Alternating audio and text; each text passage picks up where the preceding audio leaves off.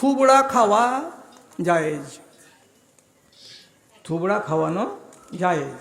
কেন? এটা শরীয়ত নয়, এটা রেওয়াজ। এত শরীয়তের সাথে কোনো সম্পর্ক নেই। এরপরে বিয়ে লেগেছে, দুটো আন্ধারসা দিয়ে এলাম, হ্যাঁ তোমার বিয়ের ব্যাটার বিয়েতে আমরা সাথে ভাতে আছি, এই দিলাম, আমরা জামাতের লোক, দিয়ে আসো। কিন্তু এইখানে এবার দেখেন থুবড়ার নামে কি হয়েছে, দুটো আন্ধারসা, তারপরে আরেক একটু মিষ্টি টিষ্টি, দিনের বেলায় নয় রাতের বেলায়, দুটো বেটি ছেলে, একটা নাবালক বাচ্চা। এখান থেকে ওই টোলা গেল, মা বলছে আমি যাবো না। কি গে না, তুই বয়স কেমন, বুড়া মানুষ, তুই কী করতে যাবি মা? হারা চ্যাংড়া পেলে যাচ্ছি, যে দিয়ে চলে আসছি। তুই চ্যাংড়া, তোর 18 বছর বয়সী আছে, তুই যুবতী নারী, আর তুই যাবি, তোর বিপদ নেই, আর তোর মায়েরই বড় বিপদ হয়ে গেল। আচ্ছা গেল, যাওয়ার পরে কই চাচি গে, কি মহবুল কয়, ওই তো বারান্দায় বসে আছে, কি করছে? থুবড়া খাওয়াবো, থুবড়া খাওয়াবো। কথাটা কত হারামি কথা, আপনি চিন্তা করবেন, রাগ ঝাল করিয়েন না। থুবড়া খাওয়াবো, সামনে বসালো একটা আজনবী মহিলা, এমনি করে লোকমা তুলে ওর মুখে দিছে। তারপরে একটা দুটা গীত টিত গাইছে। আমি শোধাতে চাইছি ওই নারীকে, দেখ রসুল্লাহর যখন কাউরি উপরে মন খারাপ হতো তখন উনি রাগ করে বলতেন তারে বাতিয়া দাকা, আর কখনো কখনো এমনি ঠাট্টা করে বলতেন তারে বাতিয়া দাকা।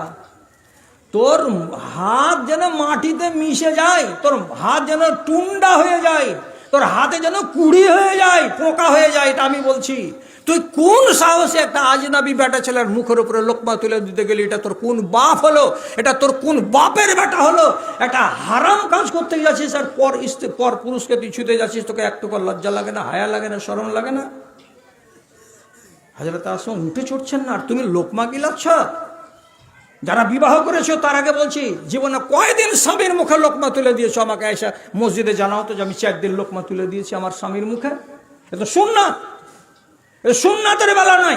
আর যখন জিহালতের কথা আসবে তখন সব নারী আগে, যে না এটা করতে হবে, পরের বেটাকে লোকমা গিলাতে হবে, আর পরের বেটাকে ভাত খাওয়াতে হবে, আর এই থুবড়া খাওয়াতে হবে। কেন যাচ্ছ হারামি কাজে? সহি কথা বলছি, কথাটাকে হজম করতে শিখুন। রাসূলুল্লাহ বলছেন কথাটা কি, এখন একটা মেয়ে ছেলে ওকে ওয়াজ শুনালেন আপনি সারা রাত, সকালবেলায় আপনি ওর মোবাইলকে কোনো একবার চেক করে দেখেন তো 25টা বেটা ছেলের নাম্বার ওর মোবাইলে সেভ করা আছে। হঠাৎ করে একটা টিপা যদি বলেন এই মফিজুদ্দিনটাকে তোমার, ওই যে সেকেন্ড ইয়ারে পড়ে, আমি ফার্স্ট ইয়ারে পড়ি, ও সেকেন্ড ইয়ারে পড়ে আর তুমি ফার্স্ট ইয়ারে পড়ো, ওর সাথে তোমার 7টা কিসে যে মোবাইলে কেন হলো? প্রত্যেকদিন টেনে দেখা হয়, তো আমার সাথে দেখা হয় না? আমি যে মুলবি, প্রত্যেক দিন এখান থেকে যাচ্ছি আর আসছি, জালসাতে যাচ্ছি আর জালসা থেকে আসছি, তো আমার এক পাঞ্জা যে দাড়িওয়ালা আছে তা আমার সাথে দেখা হয় না, তো কই আমার মোবাইল নাম্বার তো কেউ নাও না। তাহলে প্রশ্ন হবে না এই কথাটা যে একটা আজনাবী ছেলের মোবাইল নাম্বার তোমার মোবাইলের ভেতরে কেন থাকবে? সেই একটা হয় একটা, দুইটা হয় দুইটা, 20টা 25টা নাম্বার নিয়ে। আর যত মেয়ে ছেলেকে দেখছি স্কুলে পড়া ওই বড় মোবাইল নিয়ে এই এরকম করে খালি টানতে আছে। কোন তুমি কাস্টম অফিসে চাকরি করো যে সারাক্ষণ তোমাকে এমনি করে করে খালি টানতে হচ্ছে?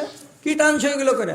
হ্যাঁ, আমি তো নিজে খারাপ করলাম আমার মেয়েটাকে, ওকে মোবাইল দেন, আমি বলছি 100 বার বলছি দেন, একটা মোবাইল দেন, 1200 টাকা দামের নোকিয়া গেলে একটা কিনে দেন না। কে মানা করছে আপনাকে? বিপদে পড়লে বলবে বাপু আমি স্টেশন থেকে কিছু পাই না, বাড়ি আসবো কেমন করে? আপনি আগে নিয়ে আসবেন ওকে। তাছাড়া বেশি সুযোগ দিতে গেলে নেটে কি নাই হারামি কাজ? আপনারা বলুন তো একজন লোক যে নেটের ভেতরে হারামি কাজ কোনটা নাই, এটা আপনি আমাকে বলুন তো। খালি এমনি করে খালি একটা টিপতে যা দেরি, যে কোনো হারাম দৃশ্য আপনি নেটের ভেতরে দেখতে পাবেন, ইউটিউবের ভেতরে দেখতে পাবেন। আর আমি যদি আমার মেয়েকে, আমার বেটিকে, আমার বোনকে যদি এই জিনিসটা আমি কিনে দিই, ও কি করে নিজের ইমানটাকে বাঁচিয়ে রাখতে পারবে? রাখে না ইমান বাঁচিয়ে। মারে খালারে দেখ, বেশি কথা শুনিস না, আর বেশি কথা শুনে মগজটা খারাপ করিস না। একটা কথা খালি মাথাতে রাখ। কি রাখ? এমন একটা পাপ আছে দুনিয়াতে যেগুলো পাপ সারা জীবন চলতে থাকবে, আর মিটার উঠতে থাকবে পাপের। যতদিন বাঁচবা ততদিন পাপেরই মিটার উঠবে। বেটা ছেলেও এরকম করতে পারে, মেয়ে ছেলেও এরকম করতে পারে, এরকম পাপ আছে। কেমন না বুঝলে বুঝিয়ে দিচ্ছি। একটা মানুষ যদি দাড়ি ছিলে দেয়, তো ওই দাড়িটা যতক্ষণ পর্যন্ত বড় না হবে বড় না হবে ততক্ষণ পর্যন্ত দাড়ি চাঁছার পাপের মিটার ঘুরতে থাকবে। কত পাপ হচ্ছে এখন চিন্তা করো। একটা লোক মদখড়ি করছে, মদখড়ি খেয়ে ব্রেন নষ্ট করছে, যতক্ষণ পর্যন্ত ব্রেন সুস্থ না হবে ততক্ষণ পর্যন্ত পাপের চাকা আবার ঘুরতে থাকবে। আবার যদি 4 ঘন্টা 6 ঘন্টা পরে ফের এই জিনিসকে সেবন করে ব্রেন নষ্ট হয়ে যায়, পাপের চাকা ঘুরতে থাকবে। তেমনি একটা মহিলা, তুমি পাওয়ার কে দিয়েছে তোমাকে যে তুমি তোমার আব্বাকে না বলে তুমি বিয়ে করে নিবা, আর বিয়ে করে নিয়ে একটা ছেলের সাথে সংসার পাতবা। সংসার পাতিয়ে তুমি বলবা যে মালদা কোর্ট থেকে কাগজ করে নিয়েছি স্বামী স্ত্রী, আমরা বিবাহিত জীবন গত করছি। আল্লাহর কসম খেয়ে বলছি, আল্লাহর কসম খেয়ে বলছি, মালদা কোর্ট আর চাঁচল কোর্ট আর কলকাতার হাইকোর্ট আর ভারতবর্ষের সুপ্রিম কোর্ট তোমাকে যদি 10খানা কাগজ লিখে দেয় তোমার বিবাহটা হালাল নয়, তোমার হারামের মিটার ঘুরতে আছে। তোমার ওরসে যদি 4টা বেটা পয়দা হয়, বাচ্চা পয়দা হয়, 4টাই তুমি জারজ বাচ্চা পয়দা করেছো। আর যেদিন তুমি মরে যাবা তোমার জানাজা জায়েজ নয়, কোনো মুমিন যেন তোমার জানাজা পড়তে না যায়। এবং যতদিন তুমি বেঁচে আছো ততদিন তুমি একটা ফাসেকা, তুমি একটা ব্যভিচারিণী, তুমি একটা বেশ্যা, তুমি একটা জানিয়া হয়ে বেঁচে আছো। এবং তোমার স্বামী একজন রান্ডা, সে একজন ব্যভিচারী, সে একজন গুন্ডা, সে একজন লম্পট হয়ে বেঁচে আছে। কেন যে সে পাপ করে আর তুমি তার সাথে পাপ করাও। তাহলে আপনারা বলবেন কি যে এটা এত বড় পাপ? জি হ্যাঁ। কেন তুমি হালাল করলে না?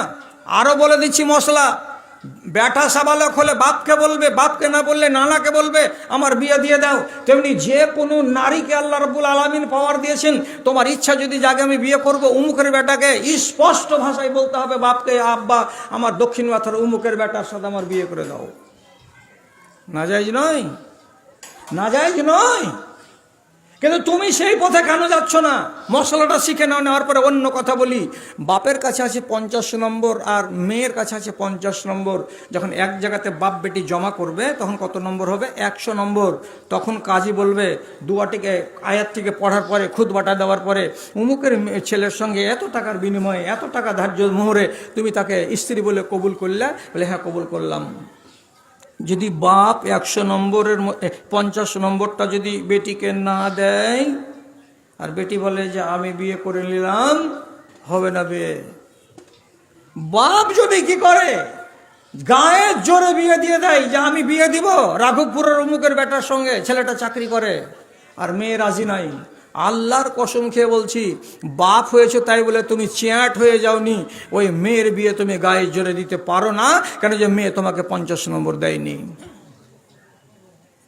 বাপের যেমন পাওয়ার নেই বেটিকে নারাজ করে বিয়ে দেওয়ার, তেমনি বেটিরও কাছে পাওয়ার নেই বাপের নম্বরটাকে না নিয়ে বিয়ে করার। কথা মাথাতে যদি ঢুকে থাকে তো আলহামদুলিল্লাহ, না ঢুকে থাকে তার কেমন করে ঢুকাবো আমি? এই জন্য সম্মতি লাগে কার? একজনের আর একজনের। আগে বাপ আর বেটিকে সম্মত হতে হবে। হ্যাঁ অমুক জায়গায় বিয়ে লাগিয়েছি, বেটি তুমি রাজি তো? বলছে হ্যাঁ রাজি, এবার বিয়ে লাগান। কেউ একজনের সম্মতি নেই, বিয়ে হবে না। সহি হাদিসে বলছে আইয়ুমা ইমরাতিন নাকাহাত বিগাইরি জিনাওয়ালিহা ফানিকাহুহা বাতিলুন বাতিলুন বাতিলুন। যে কোনো রমণী তার বাপকে না বলে যদি বিয়ে করে নেয় তাহলে পরে সেই বিবাহটা বাতিল হবে, বাতিল হবে, বাতিল হবে। শব্দটা 3 বার করে নবীজি বলছেন নিকাহুহা বাতিলুন বাতিলুন বাতিলুন। তার বিবাহটা বাতিল বাতিল বাতিল, এটা বিবাহ নয়। তো যেখানে বিবাহ হয়নি যেখানে বিবাহ হয়নি সেখানে একটা স্ত্রীর কাছে, একটা মেয়ে ছেলের কাছে একটা বেটা ছেলে যে রাত কাটাচ্ছে, এটা নেকির কাজ না পাপের কাজ? আপনি বলুন এবার। ওই জায়গা থেকে একটা ছেলে উৎপন্ন হয়ে গেল, বাচ্চা পয়দা হয়ে গেল। আপনি বলুন যদি কচুর বোনায় পাটের জমি থেকে কেউ বাচ্চাকে উপজিয়ে আনে তো সেই বাচ্চাটাকে জারজ বলবেন? আর আংলাতে ছাপের খাটে হয়ে গেল বাচ্চাটা, তার জন্য এটা বাচ্চা জারজ নয়? কি মশলা বানিয়ে রেখেছেন আপনারা আর আমরা? দ্বিধা কোথায় গেল? সংকোচ কোথায় গেল? ছেলেরই কোথায় গেল আর মেয়েরই কোথায় গেল? কাকে বলে হায়া? হায়া কাকে বলে? অত লম্বা চড়া আমি করছি না। রসুল্লাহর 150 নাম হলো আসমা। রসুল্লাহর 150 মানে বুঝছেন তো? সবাই তো বুঝছি। স্ত্রীর বড় বোনকে বলছি কি 150, তো 150 নাম হলো কি আসমা। আসমার বিয়ে হয়েছিল জুবাইর রাদিয়াল্লাহু তাআলা আনহুর সাথে। জুবাইর রাদিয়াল্লাহু তাআলা আনহুর বাগান ছিল মদিনা মসজিদ থেকে 5 কিলোমিটার দূরে, 4.5 কিলোমিটার দূরে খেজুরের বাগান ছিল। 4টা বাড়িওয়ালি হযরত জুবাইরের। এমন কাস্টিন মিজাজের লোক হযরত জুবাইর, এত টাইট মিজাজের লোক।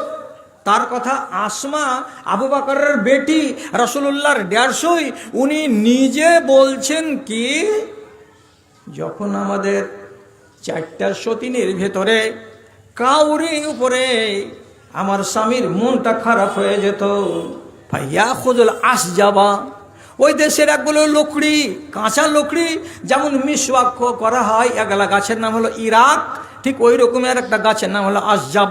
ওই রকম গাছের ডালকে নিয়ে আসতো, আর নিয়ে আসার পরে যখন গরম করতে শুরু করতো, লাঠিখানা যতক্ষণ ভেঙে না যেত ততক্ষণ মারা ছাড়তো না।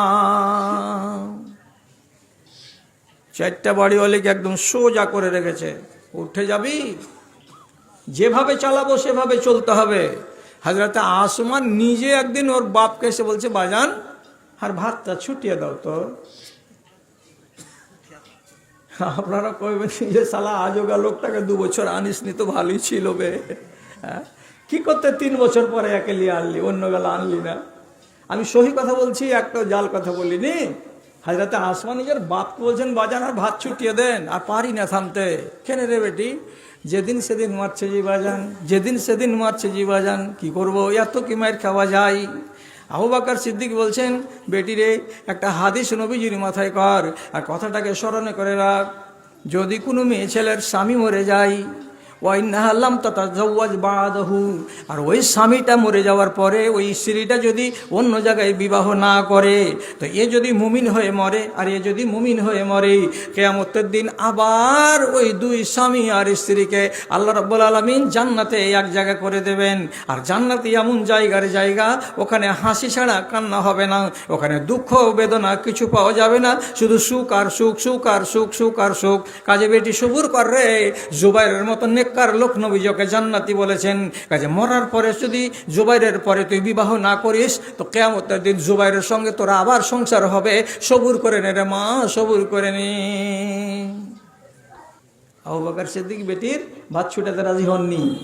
সেই আসমা একদিন চলে গেছেন, ডিউটি পড়েছে তার বাগানি। কি করা, আজকে যতটি খেজুর লাগবে বাড়িতে অতটি খেজুর পেড়ে আনতে হবে, আর শুকনো শুকনো ডালগুলো এতটি কোমরে বেঁধে, তাকে দড়ি দিয়ে বেঁধে মাথায় করে বা ঘাড়ে করে বাড়ি নিয়ে আসতে হবে, এটা হবে জ্বালানি। এই কাজটা করার জন্য হযরতে জুবাইরের স্ত্রী আসমা রাদিয়াল্লাহু তাআলা আনহা 2 কিলোমিটার 3 কিলোমিটার দূর থেকে এতটি খেজুরকে পেড়ে মাথায় নিয়ে আছেন, আর এতটি শুকনো লকড়িকে কোমরে দাবিয়ে নিয়ে চলে আসছেন। আর রাস্তায় এক ত্রিমোহনীতে এসে হঠাৎ করে নাবিজির সঙ্গে দেখা হয়ে গেল। আল্লাহ পাকের নবী তার দেখা মাত্রই চিনে নিলেন, এটা অন্য কেউ নয়, এটা আমার 150 আছে। রাসূলুল্লাহ সঙ্গে সঙ্গে নিজের উট থেকে নেমে গেলেন, আর নেমে যাওয়ার পরে উটের লাগামটাকে ধরে আরবি ভাষাতে বলছেন, ইখ ইখ, এই উট বসে যাও, এই ইট বসে যাও, এই উট বসে যাও। যেমনি রাসূলুল্লাহ ইশারা করলেন, লাগামধারী উটটাকে সাথে সাথে উটটা ওইখানে বসে গেল। আর যেমনি বসে যাওয়া, নিজের শালির দিকে তাকিয়ে, 150 দিকে তাকিয়ে বলছে, আসমা এই উটের পিঠে চড়ে যাও, আমার উটে অন্য কোনো সওয়ারি নাই, আমি আছি তোমার ভগ্নিপতি, পিছন দিকটা খালি আছে, একটা উটের উপরে 3টা 4টা লোক সবার হতে পারে, কাজে অসুবিধা নাই, এখানে বসে যাও, আমি তোমার বাড়ি পর্যন্ত তোমাকে পৌঁছে দেব, তোমার পাগুলো পুড়বে না, তোমার কষ্টটা লাঘব হবে, কমে যাবে, এসো চিন্তা করিও না, চলো উঠে যাও, উঠে যাও। উঠাইতে বললো, উঠে যেতে বললো। আপনার মনটা কি বলছে? এরকম কষ্টের জায়গাতে 47 ডিগ্রি তাপমাত্রার বালু বালু হেঁটে আসছে, কেউ যদি উঠে চড়তে বলে তো কেন চড়বে না? তা তো এটা রিশতেদার, এটা তো নবী, এটা তো ভগ্নিপতি।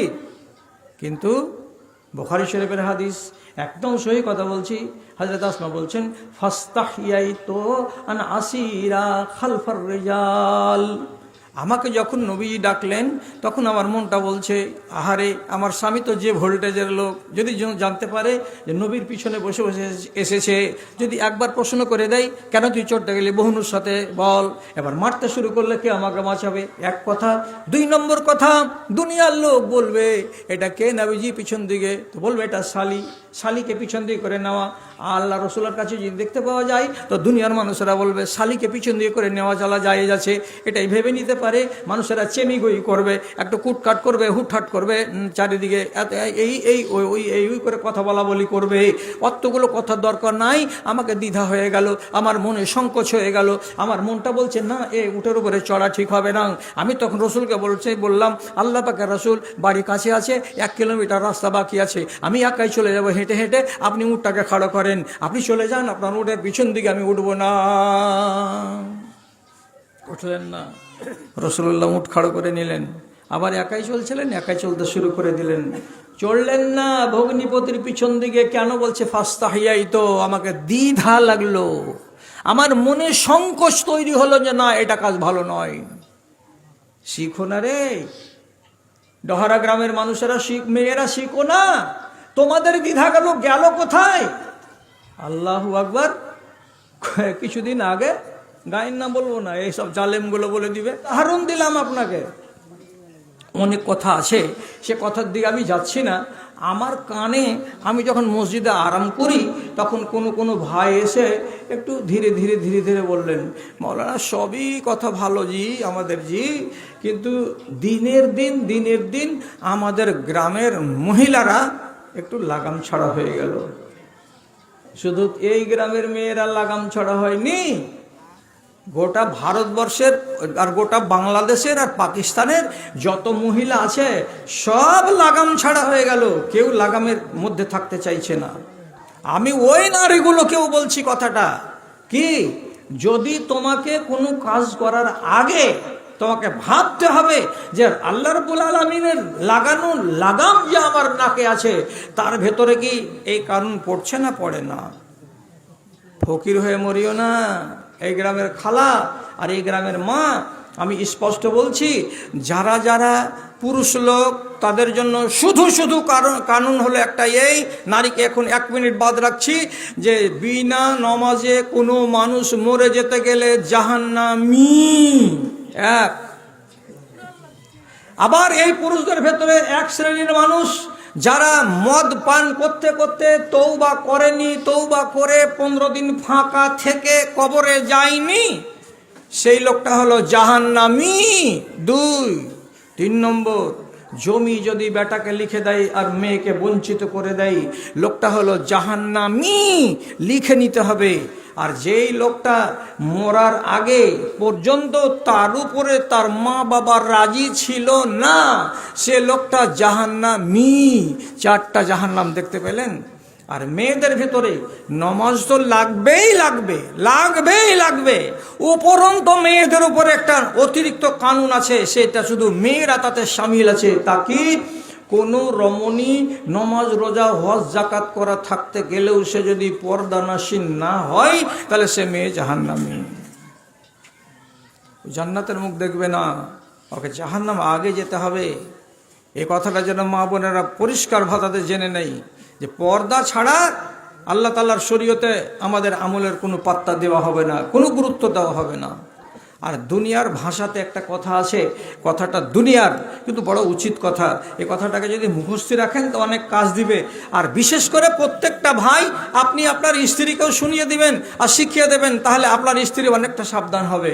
কি, 3টা জিনিসের কোনো দাম নাই, 3টা জিনিসের কোনো মূল্য নাই, 3টা জিনিসের কোনো ভ্যালু নাই।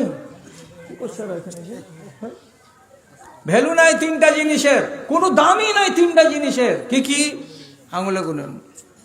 নদীর পাড়ে বাড়ি, কখন কেটে পড়ে যাবে, পড়বে না জি? বাবলাবানা মসজিদ আছে না, পড়ে গেছে, এইসব বিশাল দোতলা মসজিদ। গঙ্গার পাড়ে বাড়ি, কোনো ভরসা নাই, কোনো দাম নাই।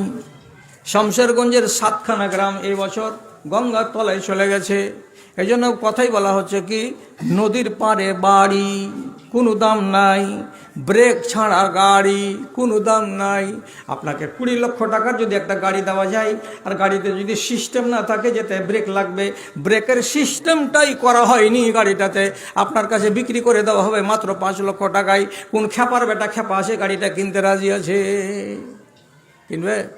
ব্রেক ছাড়া গাড়ির কোনো দাম নাই। এখান থেকে বের হবে, ভাটা পার হবে না, 4টা মুরগি মারবে, 2টা মেয়ে লোককে মারবে, মারার পরে তখন থামবে। তাহলে এর কোনো দাম নেই।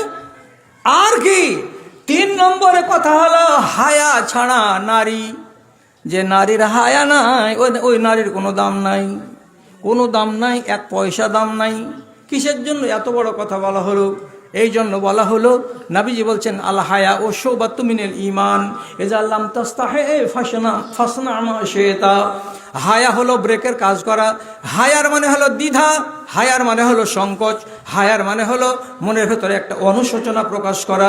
আমি যে কাজটা করতে যাচ্ছি এটা লোক যদি জানতে পারে তো পরিণাম ভালো হবে না, এমন ভেবে চিন্তে থমকে যাওয়া, দাঁড়িয়ে যাওয়া, রুকে যাওয়া, এটাকে বলা হয় হায়া। তো যে নারীর ভেতরে হায়া নাই, যে পুরুষের ভেতরে হায়া নাই, নবীজি বলছেন যা মন লাগে তাই করো, যা মন লাগে তাই করো। তোমার ব্রেক নাই তো তোমার ইচ্ছা যা আছে তাই করে যাও, কেউ তোমাকে বাধা দেবে না। আর দ্বিধা যদি থাকে, দ্বিধার আরবি হলো হায়া, যদি হায়া থাকে তাহলে তোমাকে বাঁচাবে। কি বলে বাঁচাবে? এখানে যে তুমি মাঠে একটা যুবতী মেয়ে ছেলের সাথে গল্প করছো, লোক যদি দেখে তো কি বলবে? কই হ্যাঁ গো ঠিকই তো, দাঁড়ালে না, চলো ভাগো এখান থেকে, না কাজে যাব না। এটা কে আটকালো? হায়া। আর বাংলাতে কি বলে একে? দ্বিধা। যার দ্বিধা নাই যা ইচ্ছা তাই করো। এই জন্য গাঁয়ের নাম বলছি না। একটা অ্যাক্সিডেন্ট হলো, পিছন দিকে মেয়ে ছিল, আগা দিকে ছেলেটা ড্রাইভিং করছিল। অ্যাক্সিডেন্ট হয়ে গেল।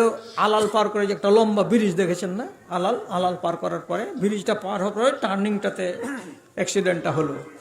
তো পিছন দিকে যদি নিজের স্ত্রী থাকে তাহলে আগেকার ড্রাইভারটা, স্বামীটা একটু লিমিটে গাড়ি চালায়।